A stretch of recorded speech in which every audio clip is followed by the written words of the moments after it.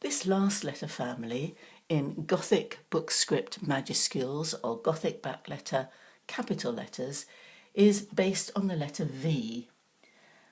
And the letters take their form from the minuscules. So the letter V starts with a diamond, downstroke, a travelling stroke, diamond, and downstroke. And what you're aiming for is a nice line there where the two strokes meet and that sort of little whisper of very, very thin there. And then, as with all the letters in this family, a vertical line, and we're trying to get in 3 diamonds and 2 little ticks like that. So I just do that again, diamond, downstroke, travelling stroke, diamond, downstroke, and again trying to get that line there. I think I might start these diamonds a little bit further up. I think they're a little bit low on that first letter. And then 2 ticks, and that's the letter V. The letter U, almost exactly the same. Oops, ran out of ink already.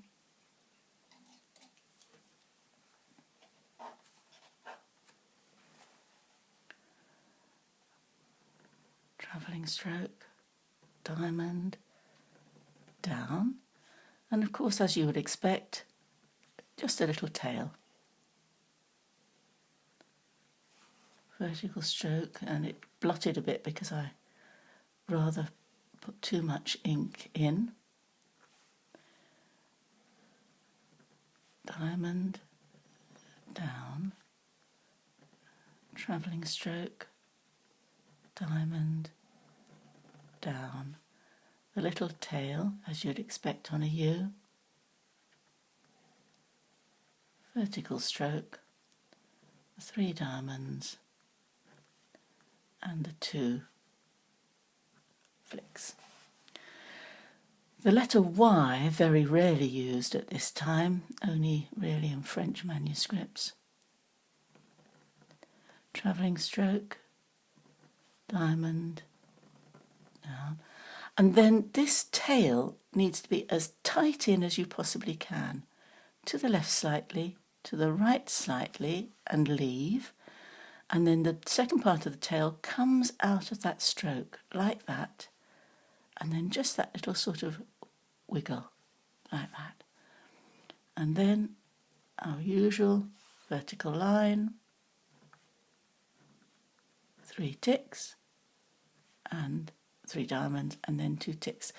Let me just show you why it's necessary to keep that tail of the Y tight in. And this is exactly the same as it is on the minuscules. If you don't, you have a letter that looks really completely unbalanced, and I'm not even going to finish that because of this.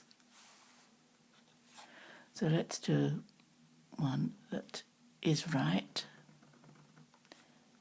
Travelling stroke, diamond, down, and then, as I say, tight in, slightly to the left, tight to the right, and leave.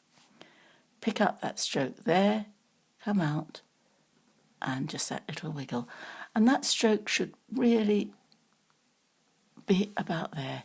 And this one shouldn't be too far over from there. Don't go too far to the right.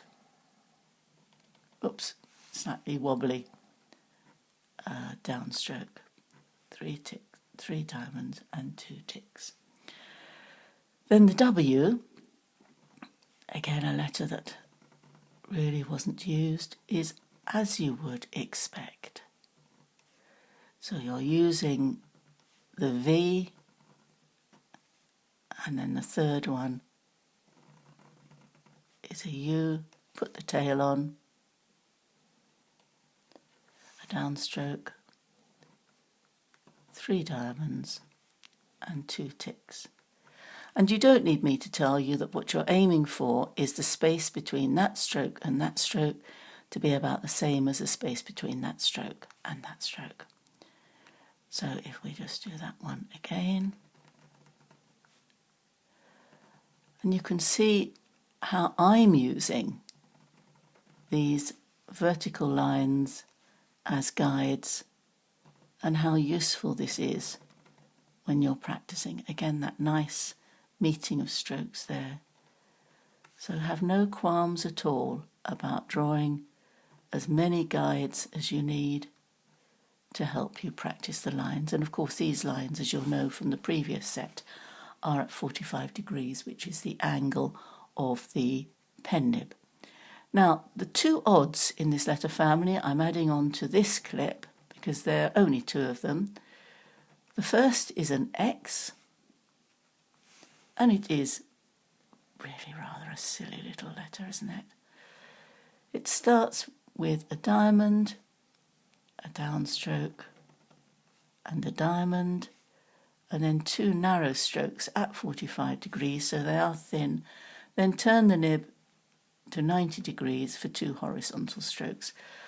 If in your pattern, and this needs to fit up with the Z as well, because the Z has those 2 strokes on it, you might just want to do 1 line across if you're not too keen on those 2 very narrow strokes. And the very last letter is the letter I, which is down, diamond, and then we just put a narrow line there and the 2 flicks. So diamond,